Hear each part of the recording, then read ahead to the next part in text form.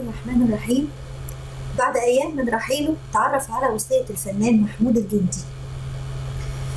بعد أيام من وفاة الفنان الراحل محمود الجندي والبالغ من العمر 74 عاما، أصبح الحديث حاليا عن وصية الفنان الراحل.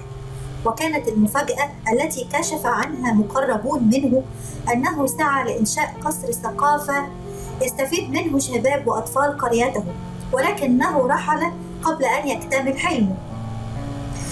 وكشف أعضاء فرقة محمود الجندي المسرحية أبو المطامير سابقا بين جدران القصر الذي لم يكتمل وأصبح وصية للراحل تحملها وزارة الثقافة على عاتقها. البداية كانت داخل بيت الثقافة بأبو المطامير، كون محمود الجندي أعضاء الفرقة المسرحية داخل قصر الثقافة الذي يبعد عن منزله الذي نشأ وتربى بداخله لمدة 14 عاما، ليرد جزء من دعم أهالي قريته له ومساندته حتى أصبح فنانا شهيرا.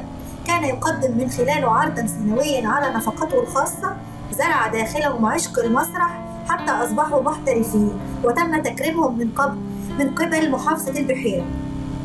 وتكريما له تم تغيير اسم الفرقة لتحمل اسمه فرقة محمود الجندي.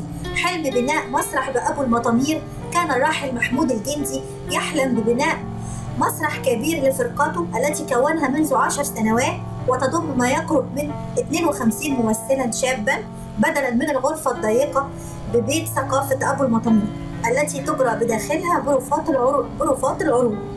وعند فترة العرض السنوي كان يقوم ببناء مسرح خارجي بإحدى ساحات القرى على نفقته الخاصة. وسعى الفنان الراحل محمود الجندي وراء استخلاص أوراق قطعة أرض مهجورة تبلغ مساحتها 1200 متر مربع خلال 6 أشهر، شيد عليها قصر ثقافة لممارسة الأنشطة الثقافية والمسرحية بالمحافظة، ويتكون من 3 طوابق. الأول يضم قاعة مسرح كبيرة وغرفة استقبال لكبار الزوار، والطابق الثاني فمخصص لإقامة جاليري وقاعات للفنون التشكيلية، بينما خصص الطابق الثالث على غرف لتغيير الملابس الخاصة بالممثلين، فضلا عن خدمة فندقية للفرق التي يستضيفها المسرح.